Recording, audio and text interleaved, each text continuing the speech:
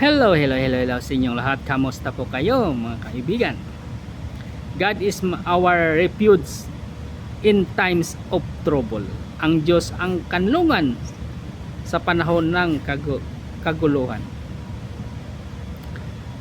Sa gitna ng kaguluhan ay ang unang dapat nating takbuhan ay ang ating Diyos.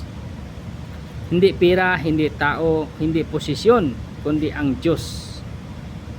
Kapag tayo'y tumatakbo sa Kanya, may kagalakan tayong mararanasan kahit may unos. Ang pagkanlong sa Diyos ay nagbibigay ng kapayapaan sa puso kahit ang paligid ay puno ng takot. Anong sabi niya dito sa Psalm chapter 5 verse 11?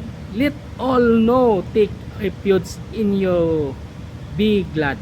Ayan, salamat sa Diyos sa kanyang mga salita. At thank you for watching sa ating munting video. Naway pagpalain kayo ng buong may kapal. At sa mga oras na ginagawa ninyo ngayon, pagsikapan ninyo laging manalangin sa ating Diyos bago tayo gumawa ng ating gawain.